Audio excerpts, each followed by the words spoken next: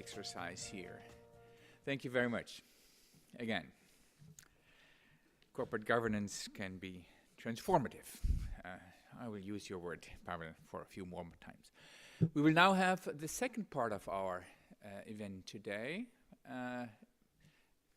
mirroring a little bit the nature of the European Corporate Governance Institute overall.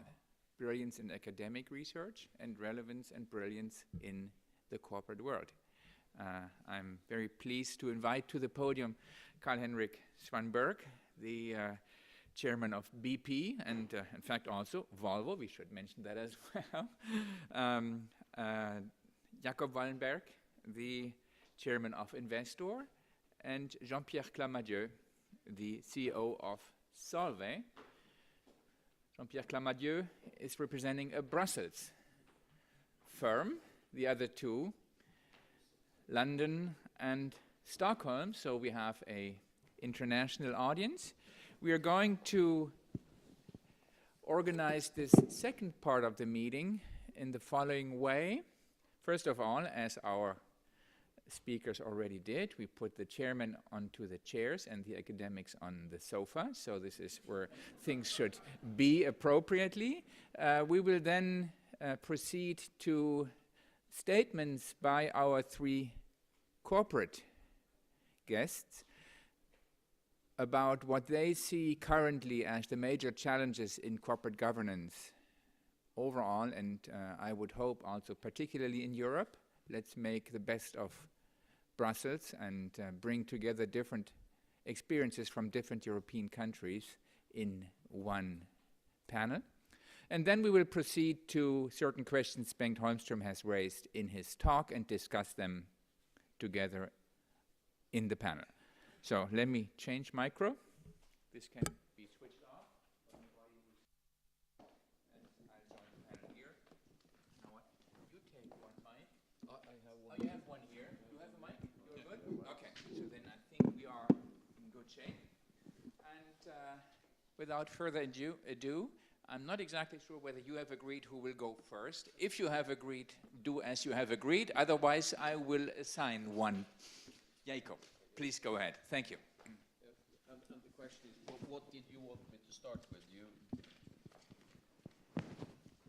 As I said, your views on the current major challenges of corporate governance, and in particular of how you view the situation in Europe.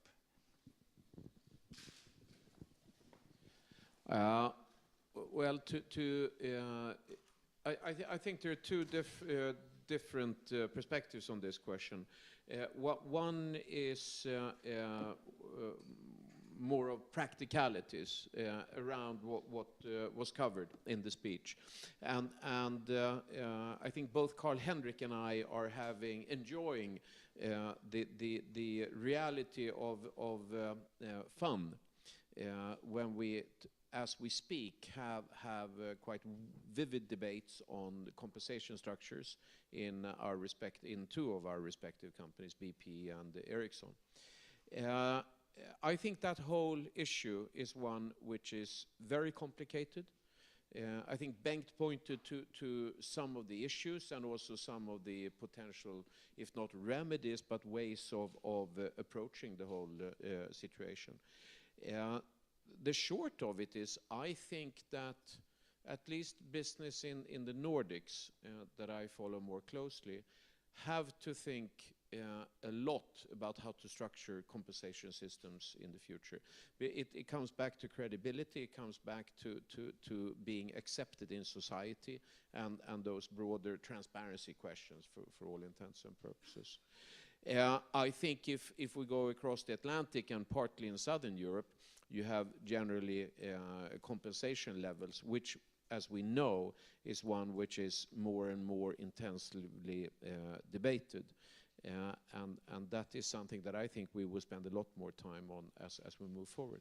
That is one side that concerns me and takes time for me. The other side, talking more of principle, is the whole question of corporate governance and our attitude to corporate governance. I am of the opinion that which I've argued in this group at earlier times, that we have a tendency in Europe of trying to have one system, a sort of one size fits all when it comes to corporate governance, which I think is a significant problem. What I'm trying to say is that we have very different cultures, we have very different history in different parts of, and I take Europe now, but in essence you could say in the Anglo-Saxon part of the world, you have a system where by tradition there's been a very dispersed ownership of companies. And as a consequence, you've developed a system where there's a very significant turnover of ownership. There is more of an institutional ownership. You have executives on the board. In the United States, you have CEO and chairman in the same position. Whereas continental Europe, if I generalize a bit, you have a system where you have long-term shareholders. I represent such an owner that take a leadership in ownership. Where you, in other words, you have defined owners that engaged for the long term. You do not have executives on the board. In other words, you have a very, very different, in practice, different governance system. Now, to just marry these two different systems together in one system, of course, by definition, is going to create all kinds of issues. And I think that rather than trying to put a square into a hole, I think you have to accept that there are differences and that one size does not fit all. So my day-to-day problems right now, it comes down to compensation issues of that nature, transparency, credibility, and the other one is the overall corporate governance sort of system build-up. Thank you. Without much ado, let me turn it over to Carl-Henrik. Is that okay? That's very okay. Can you hear me? Yeah. No, so to start off where Jakob now it works. So the American way is, of course, as we know, more combined chairman CEO. European is more check and balance in the way we do it with a board and a CEO. Different countries in Europe have different setups, but I won't go into that. But there are differences with Sweden, where the investment company is, France, have their golden shares or strong voting rights or whatever. But anyway, let's leave that aside for a minute. Why is it that corporate governance have become so important? I think there are three reasons for it that we might just need to think about. First of all, companies have grown tremendously in size. If I go back to my CEO career, goes back to the middle of the 80s, and if I think about 1990, Sweden has several very large companies, as you may know, ABB, Electrolux, Ericsson, Sandvik, Volvo, unusually many. None of these companies, I think, you may correct me, you may remember, Jakob, but I don't think any of these companies had sales over 3 billion euros 1990. Today they are 10-fold bigger, 5-fold bigger, 20-fold bigger, much bigger companies. And we have built them because we believe in economies of scale, research, development, production, brand building, what have you. But they're also turned bureaucratic and more difficult to oversee. Parallel to this, actually, shareholders have become much more active. Back in when I started as a listed company CEO, we didn't have much contact. We did meet shareholders and explain our story, but there was very little of critical questions. They learned, and they could either buy shares, stay with the company, or sell them. We have a much more difficult, brutal world now with derivatives and activists. And some of these shareholders are long-term, as you say, but you have also those that stay with the company for a year, a month, a week, an hour, and they are equally interested in spreading rumors, hedge funds, whatever, and they can play on shares for good sometimes, but for bad as well. We have also what you talked about, Bengt. You have the People's Court, where we get judged, and that must be good from a lot of aspects, but also bad from others. I just read this morning that Shareholder, who we have had reasons to become friends with in America, former Chief of Justice, who said that actually it was good for America and the world that Snowden was there. He said we'll have to prosecute Snowden, of course, because he broke the law, but in general it has brought a lot of procedures and processes and a lot of things into place here. But People's Court is difficult for us, and we as companies, we know that if we lose our reputation in a bad happening, it's going to cost us tremendously. And all of this brings us back to then corporate governance and what is the board's actual role in all of this. And I think it does come back to the simple fact. First of all, it's obvious, shareholders own the company. Shareholders elects the board in an annual meeting. The board appoints a CEO. But if I go back again my 20 years, 25 years, I don't think most people knew who sat on a board. Everybody knew that Percy Barnevik was running ABB, but who knew who was on that board? Today, shareholders hold the board accountable. I have several times had situations where shareholders do the best they can of the CEO's roadshows. So they question a lot of things, they argue, they interrogate, but the CEO comes home and says, well, we had good meetings, it all seemed to be good. Then the shareholder starts to call me as chairman and says, we're not really sure we understand where the company is going here. Because they don't, so they hold much more now than before the board responsible for the development of the company. And which also means that the company, the board has to be equipped and able to follow along, interrogate, and eventually agree on the strategic direction of the company. A board cannot set the strategic direction. We fly in and we're non-executives. It has to come from management, but we have to agree, we have to interrogate, we have to jointly own that strategy. We need to make sure that we have a management that actually is capable of delivering this and is capable of also, which I think is key actually, is to understand the culture of the company. And here I think the board has a particular task, because there is this old saying that I'm sure you all know, that culture beats strategy. It doesn't really matter what you decide to do. If the culture doesn't come along, it will not fly. So if we then assume that the culture is, you don't change culture easy. 5 years is a short time, maybe 10 years to really change culture. That is probably longer than the tenure of the CEO. So, and you cannot have a new culture with every CEO. So the board will have to get under the skin of the company and understand if the culture supports here.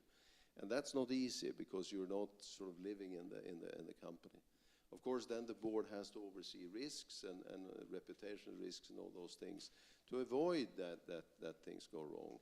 But I think in a conclusion that I think we should just agree and realize that if you are a CEO for 10 years or a board member or a chairman for 10 years or maybe 20 in total or whatever, the likelihood that you will run into difficulties with the company is very big unless you have corporate governance in place and where you can try to understand as much and hinder things as much as you can.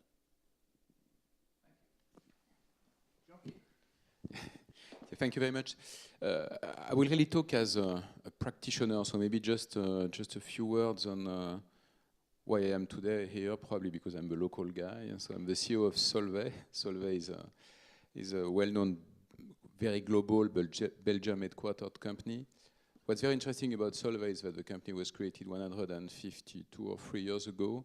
And since that, the same group of shareholders continued supporting the company, and they still own today about 30% of our capital for holding company Solvac. So it's really a company which is controlled by a very large family group, 6th or 7th generation, more than 3,000 people. By the way, our chairman of the board, Nicolas Boel, who is part of this family group, is with us today.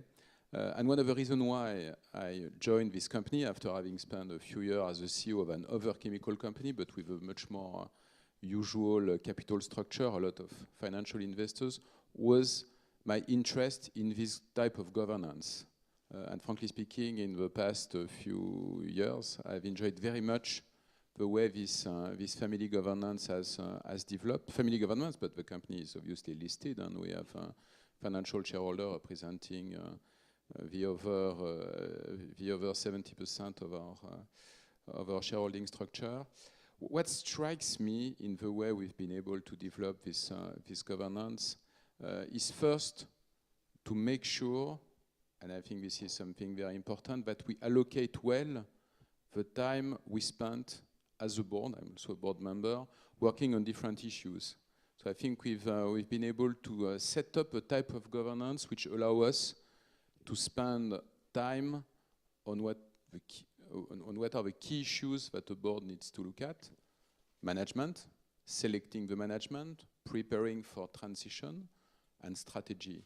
And yes, I mean, even if we are a bit smaller than some of the other companies who are represented here, the complexity of setting up a strategy in today's world is very important, making sure that the CEO and the management has the responsibility to come up with a strategy, but making sure that the board understands where we are going, making sure that the board understands what are the risks associated, what could be the opportunities, what we could be missing if we go into one specific direction.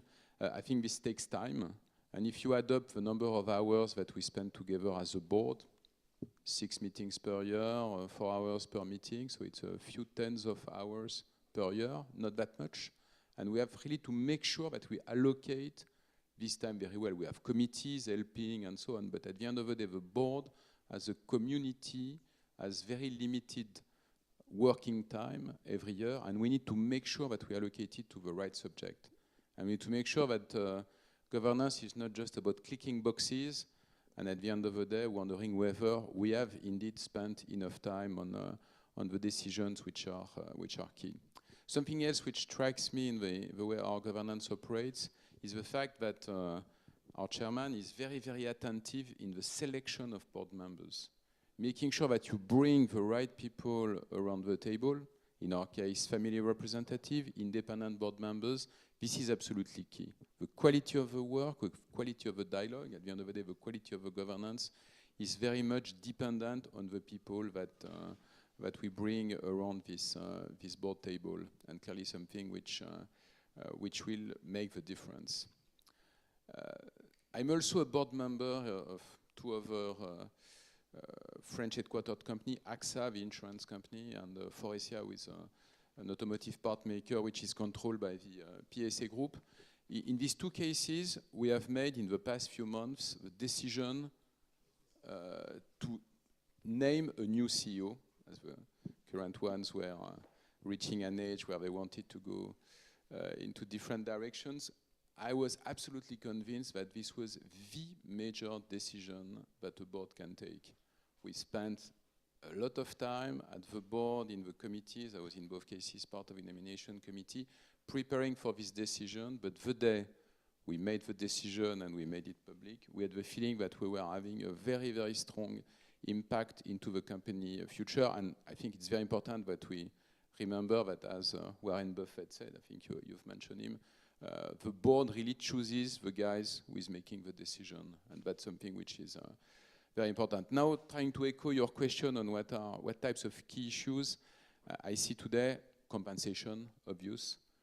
We have currently an interesting situation in France where we had in one French company, Renault, a situation where the shareholder meeting disagree on the say on pay process.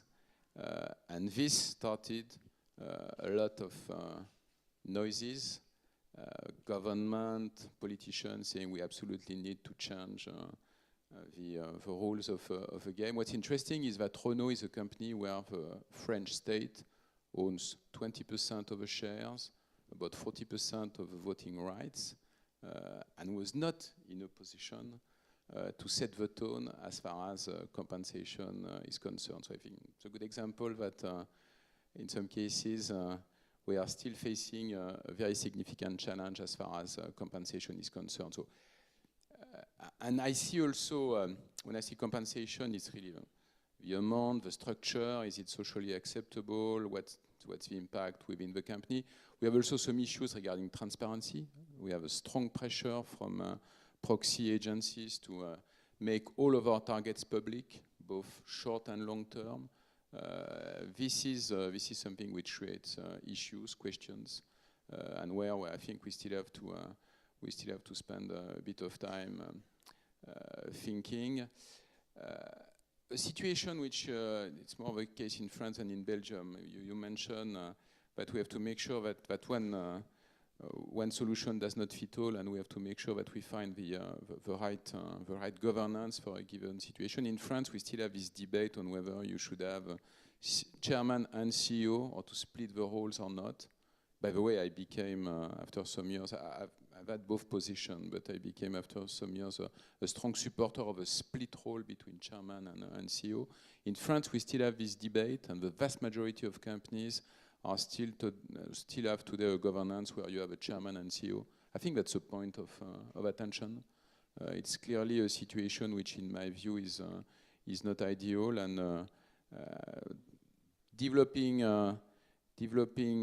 arguments on what could be the right system for European companies is something which I think should probably help us come up with a bit of a less emotional answer on this question of split between chairman and CEO. Also, these were just a few thoughts of someone who is practicing corporate governance every day as a CEO.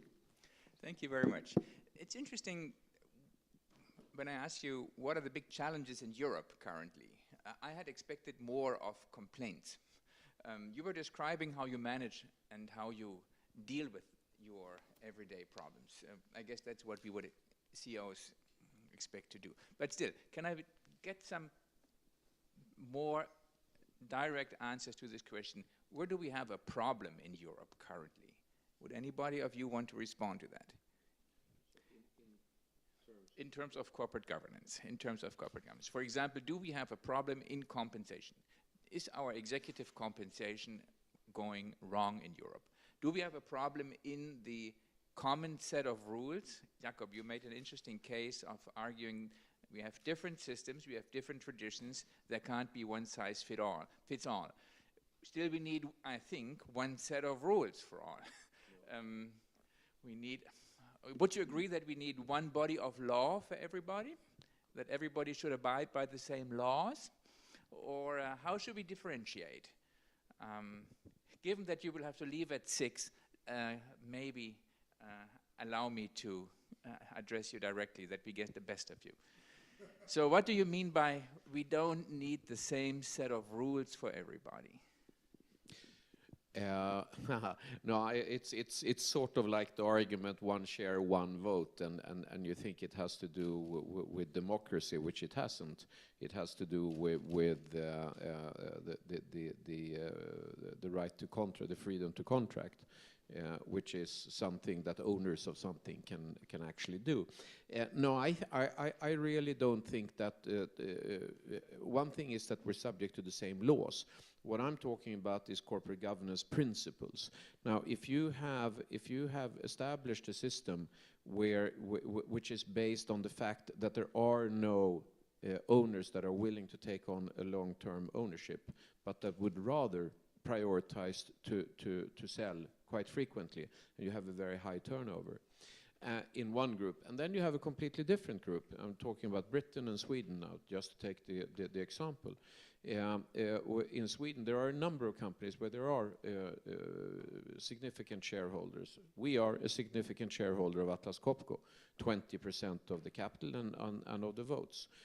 We've taken upon ourselves to be a lead shareholder, not the only one. There's 80% minority, so we're just one. But we're willing to stand up and fight to think long-term, to think research and development, to think about the issues that we think are good for the long-term development for the company, which at the end of the day pays off for the shareholders CSR, the whole equation. I'm not saying that one system is better than the other. I'm not saying that the Swedish system is better than the British. All I'm saying is that there are different systems applied to two very different cultures, two very different traditions that have been built up over at least 100 years. Now, to in the short term, 5 to 10 years, just change that because we need to have the same rules, that to me is just not very practical, and I would argue it's value destroying, and I think it's back to the whole issue about capitalism. You can have different choices. You can pick your choice and pick the system you enjoy. It's transparent. You have annual reports. You have full information, etc. You don't have to buy a stock in a Swedish company if you enjoy another alternative. So that's where I am, and it's also a matter of dealing with practicalities. I just want to say I'm totally with Jakob. The US has different. You can set up in Delaware. You can set up in other places. I think the richness, or we think of it as competition among sensible sets of laws. I don't understand. It would be stupid, in my view, to force everybody in the same situation where there could be competition. I was wondering whether there is excessive regulation. I mean, I did initially understand you as saying we are harmonizing too much in Europe. There are certain sets of rules governing capital markets that may, for example, limit the Swedish model or the Swiss model, Swiss not, but Italian model or whatever, and that this was a kind of concern that you had. It is. We have a corporate governance code in Sweden, which was put in place about 20 years ago. That code was picked up from the combined code in Britain. I was part of a group that worked with it. All I can say is we started on the wrong foot because we brought in a system that does not apply to our system. All I can say is that the thing that sort of saves us is that there is comply or explain, and there is some give or take. But it also told me a lesson, how careful you have to be about these things when you embark upon them. Because when you set those rules, at the end of the day, back to you, the sort of the law of the broad general public takes over, and suddenly newspapers and so on will start to say, oh, you're not following those rules but in detail, and then you're bad, and then we're into a very unpractical and bad situation. Well, let me just say a couple of things here on whether we have too much governance or not, or too much complications. First of all, I think we should just conclude that if you take the American system and European system, it all tries to, both of them in their way, try to deal with the check and balance. The check and balance in the European system is quite obvious, whereas in the American system you have the lead director and he can call meetings and sets the agenda. The difference, I think, at the end of the day, on average, the American system creates more powerful CEOs that can act faster, but check and balance can at times not be perfect. In Europe, it's almost the other way around. But what I think is important is that we have to all agree also that the huge successes in corporate life are not created, take the Swedish companies, ECGI or HM, they're not created because of superior governance. They are created by different other entrepreneurship and reasons. You can lose with the wrong governance, but you cannot win through the best governance. You also have the entrepreneurship, and that must steer the company. With that in mind, I think if we go back to, you mentioned, Bengt, SOX. SOX, when it came, I think today SOX is embedded, we deal with it, and I think it has made our lives better. But for a few years, we did almost nothing but SOX in the boardrooms.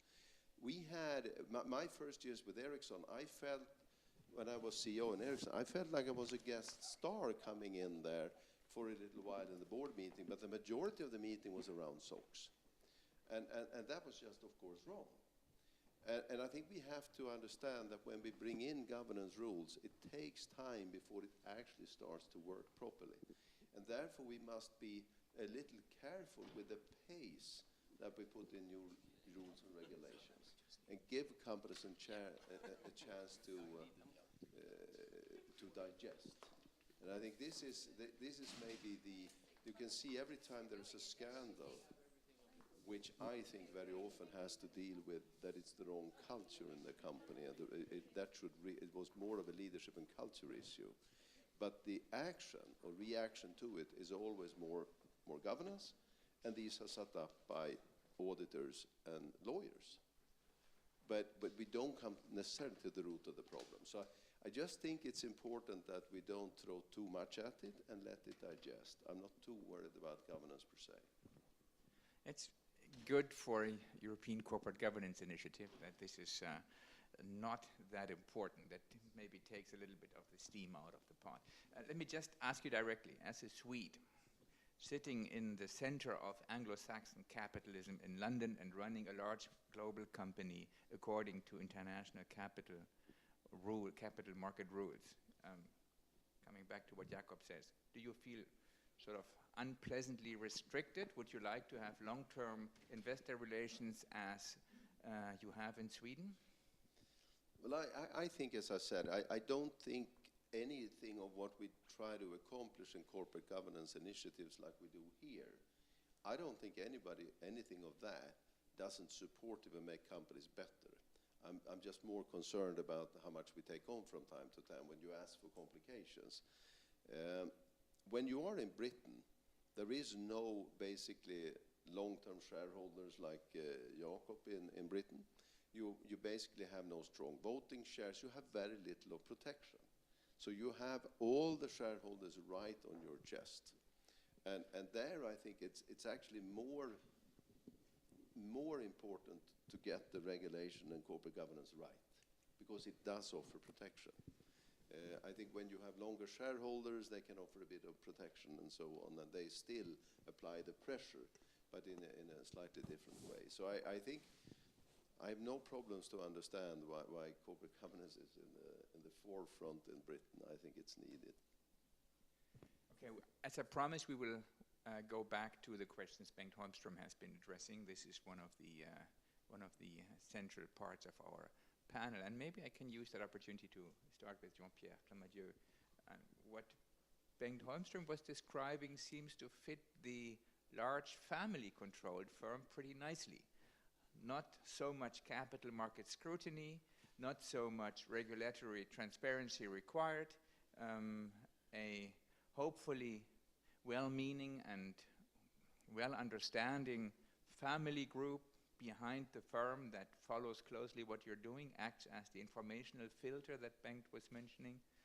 Did you recognize your firm in Bengt's remarks? Well, I recognize some feature of our company. Again, the challenge is that we are controlled by a group of family shareholders, but we have also a majority, in fact, of financial shareholders, and we need to balance the two. And what's very important for us is to make sure that our financial shareholders understand the value proposition of us, Solvay, controlled by a group of family shareholders who tend to have a longer-term vision.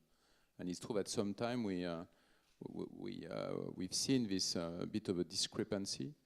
And then it's very important when I meet with our financial shareholder, when I do roadshows, to make sure that people understand what's our dividend policy, what type of strategy we want to develop, what does it mean to have a group of family shareholders controlling us.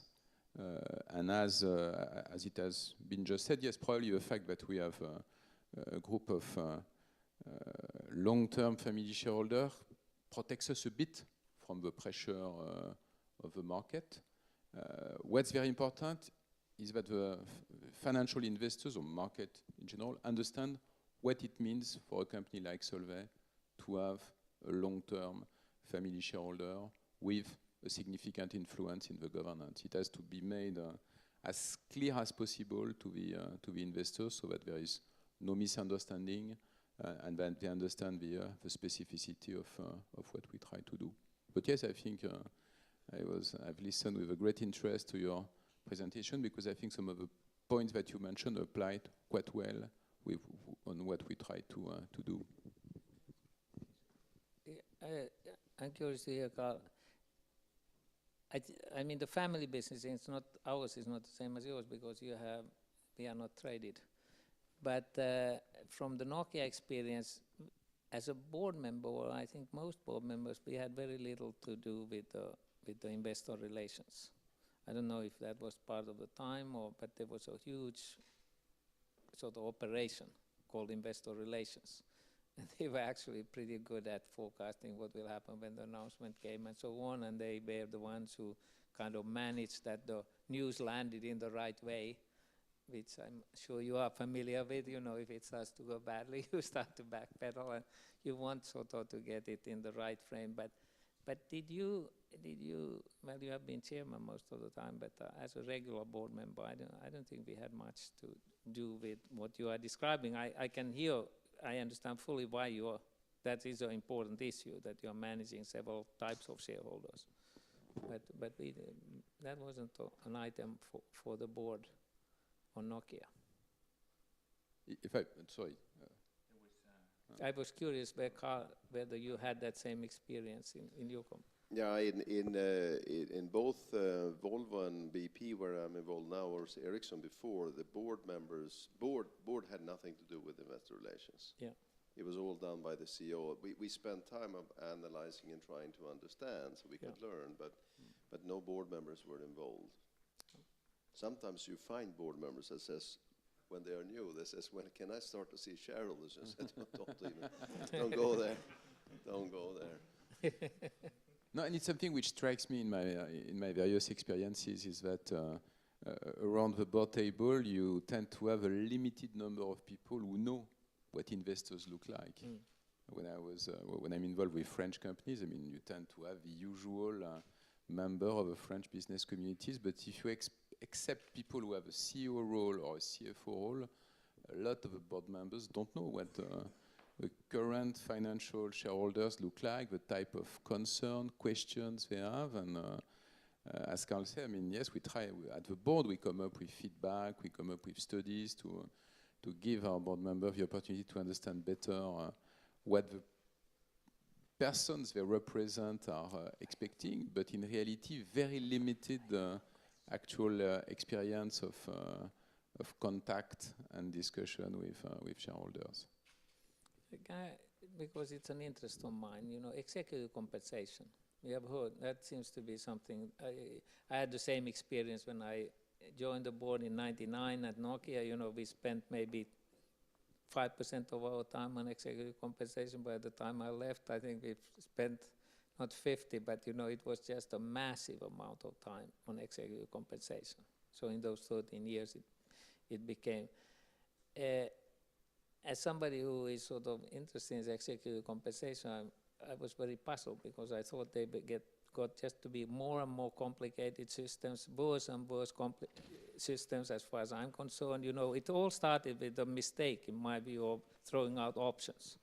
Because the error with the options had nothing to do with options, obviously, because shares are options. So, you know, it was at best with the exercise price, but fundamentally about the fact that they didn't vest.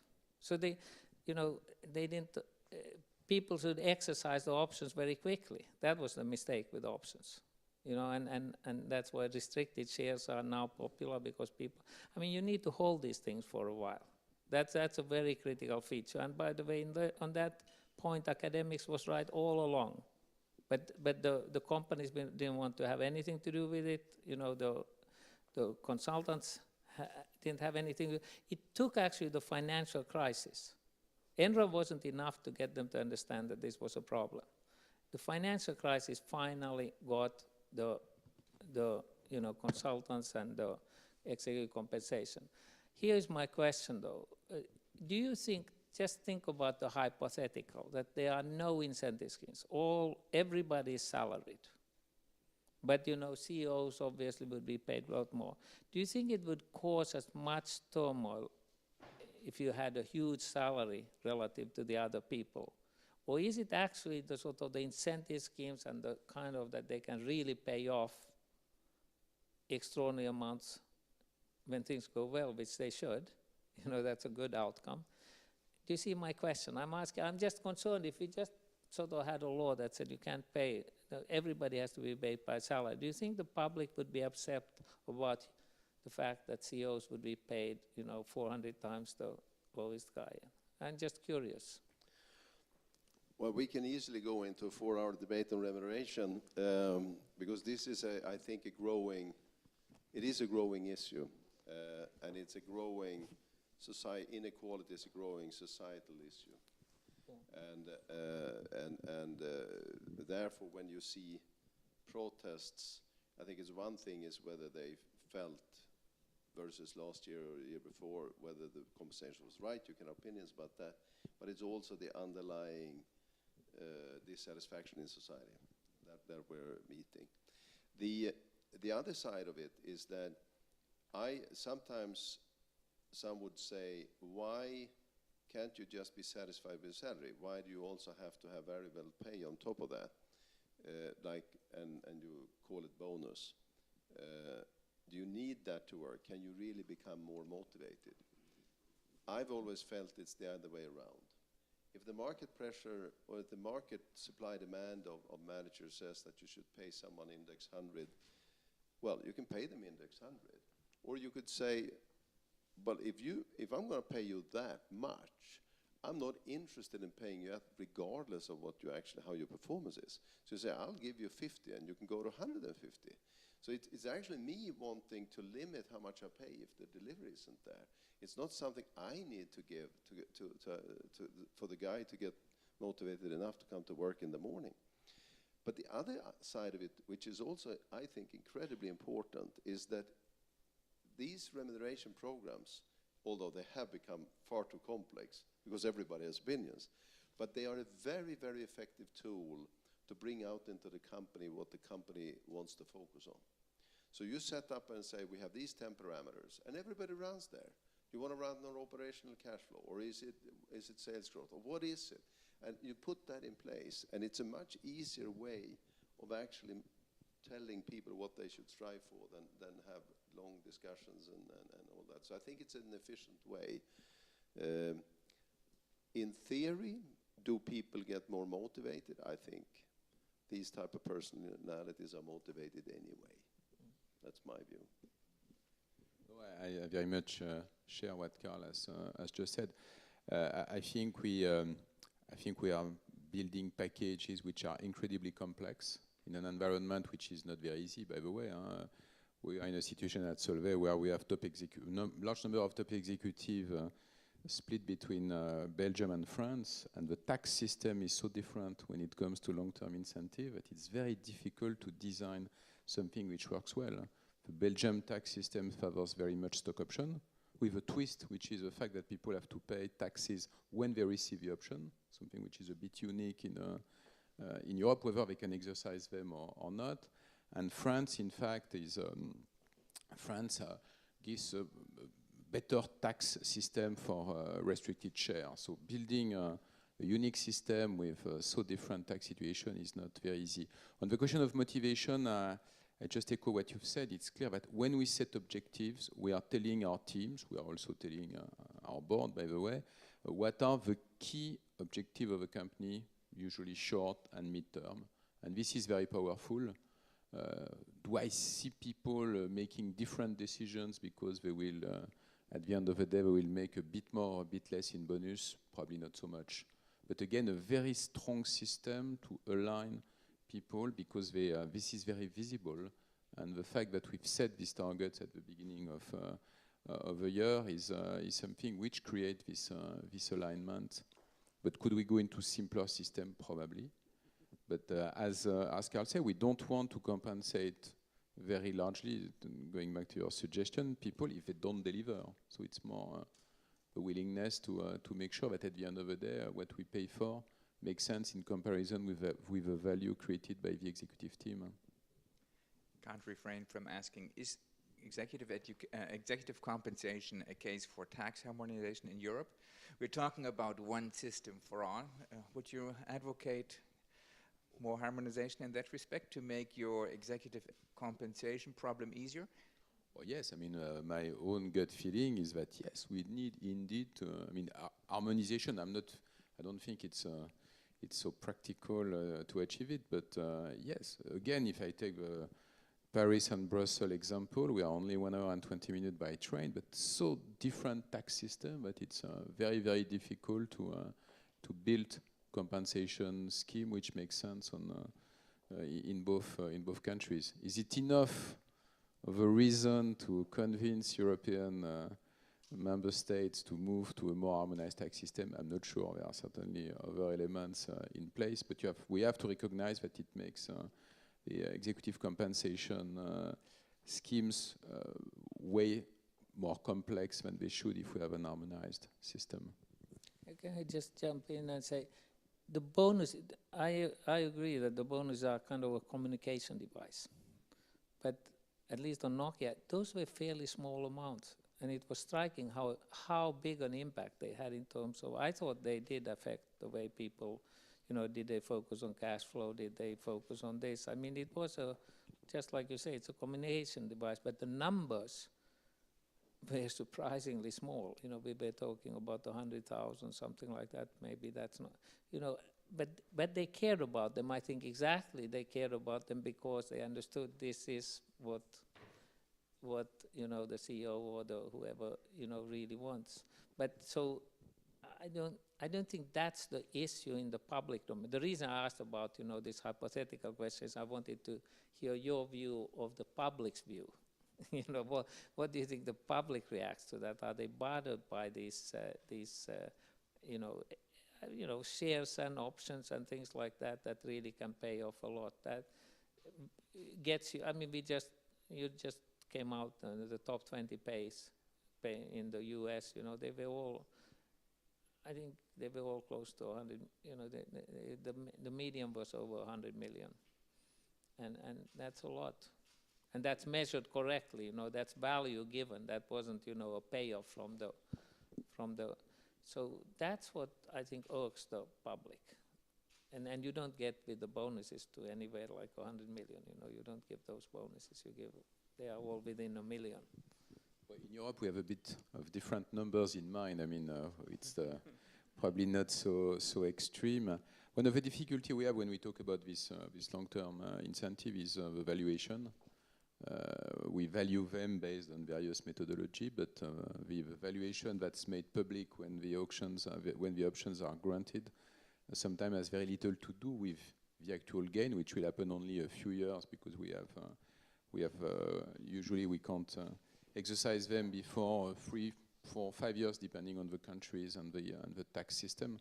So the actual amount is not something which is on which the public will focus. The public will focus on what's given, on the value of the options when they are granted, and they tend to add this up to the rest of the package. At the end of the day, it's the total number which creates public concern. It's people have a lot of difficulties. Even educated people have a lot of difficulties if they are not in our corporate world to understand what this means. When you add up base salary, bonus, options, in some cases retirement plans, all of that is the addition of a very different element. And again, the bottom line number is a bit more theoretical than it should. So I think it's really the total which creates, but not very difficult to find a solution because in a lot of countries, any number which has 6 figure is considered as obscene. So that's very difficult to have a simple and pragmatic debate on these issues. You should go to 7. There is some evidence on what the public thinks. I wanted, in fact, all the time, I wanted to go back to this issue of the public court, which you put into at the center of your analysis. And we are running out of time, so there is not much to do with that public court. But let me just give you an example of one instance of the public court where the public court gave its view about excessive pay. It was Switzerland, 2013. You may remember the famous referendum. And interestingly enough, in a country that doesn't really have representative democracy, but direct democracy. And so the question at the referendum was, we propose that no executive should earn more than 12 times the salary of the average worker. 12-1 was the initiative called. And the vote was 2-1. 2 against 1 for. So it was rejected with 65% of the participants. So it's interesting, no? So it tells us a lot. It tells us a lot about, I mean, we all have one, we know it's one observation, etc., but 1/3 of the population seems to think in Switzerland, a wealthy country with a lot of rich people and a lot of tradition, long tradition in private wealth generation, seems to think that the CEO shouldn't earn more than 1.2 million because approximately 100,000 is, in Swiss francs, is the average income of the working class. It's a rich country. 2/3 think they should earn more than 1.2 million francs. So it was quite interesting as a piece of evidence of what the public court thinks. And so let me maybe turn one more round on the panel here. What do you think of the public court? Is the public court getting too intrusive, as Bengt suggested? Or maybe sometimes the kind of Swiss vote of the public court on what we do in corporate governance is quite informative?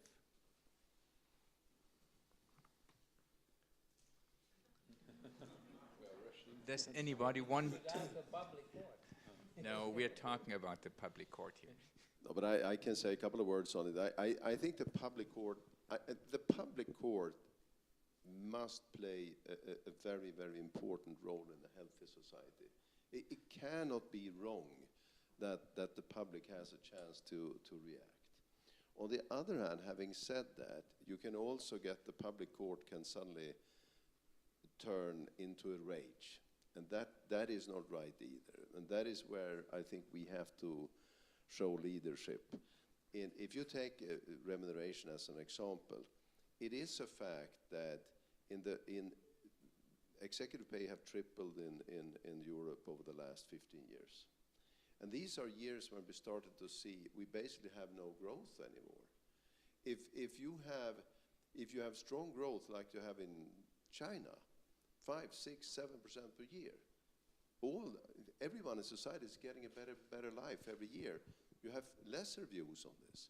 But when we in our societies, we don't grow anymore, then it starts to be difficult.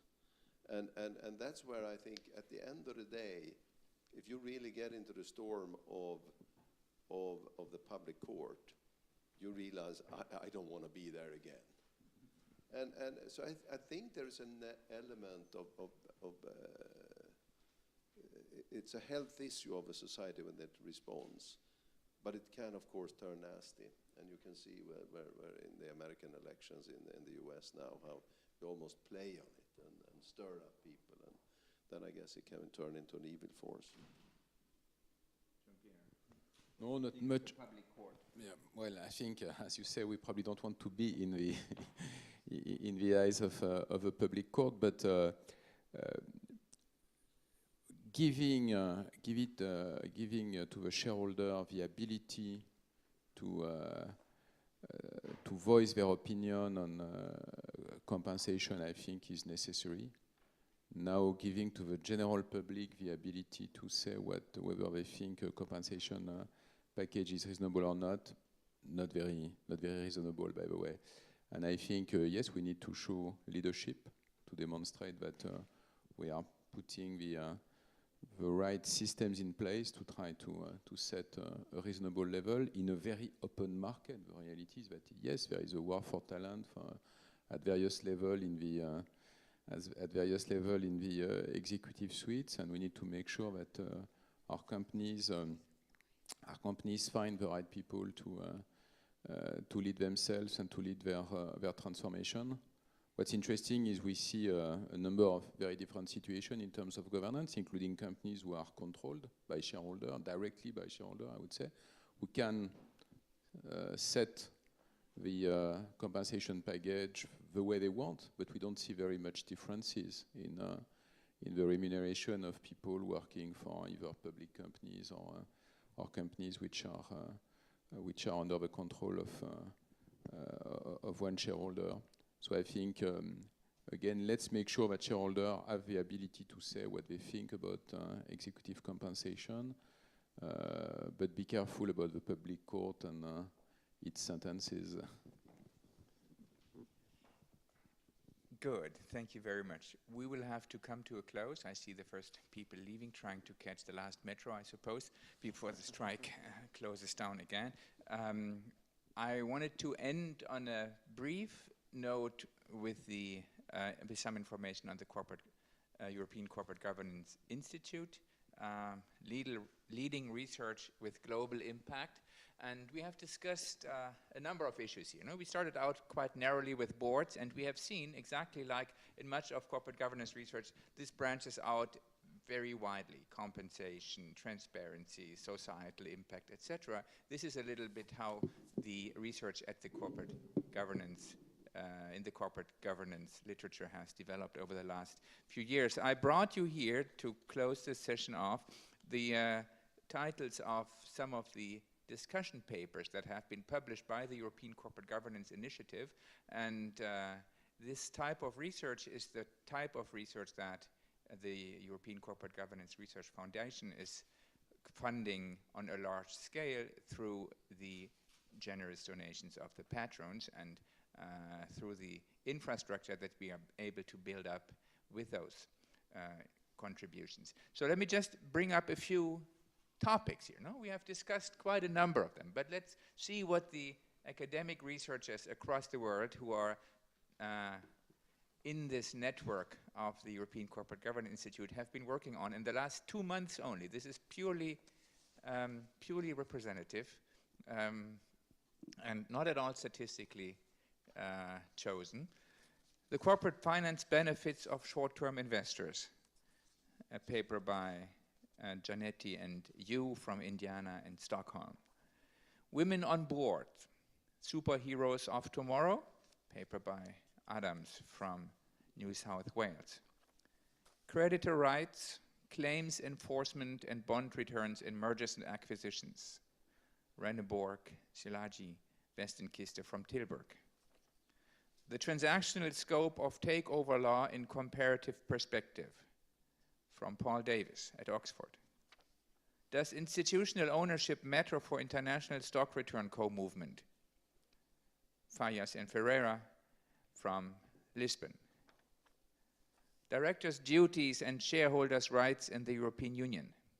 Mandatory or default rules? Haupt from Hamburg. The new synthesis of bank regulation and bankruptcy in the Dodd-Frank era. David Skeel, Pennsylvania. Corporate Darwinism, disciplining managers in a world with weak shareholder litigation. James Cox and Randall Thomas, Vanderbilt and Duke. The Mess at Morgan, risk incentives and shareholder empowerment. Jill Fish, Pennsylvania. Does majority voting improve board accountability? Choi, Kahn, and Rock from Pennsylvania and NYU.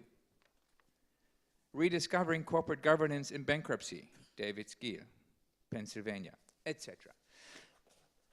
It was very fast, no? This was on purpose. You see, there's a lot of stuff people are doing in this area, and it touches upon many topics we have talked about today. It touches also on other topics, and maybe that's the fascination of this whole area of corporate research. Bengt Holmström said it's the biggest area right now in economics. I'm not sure, this is maybe a little bit over-optimistic, but it's one of the very big areas. There's a lot of interesting research going on. It's going to become even more important because, as all of you have mentioned, the societal consensus is probably changing about what companies should be doing.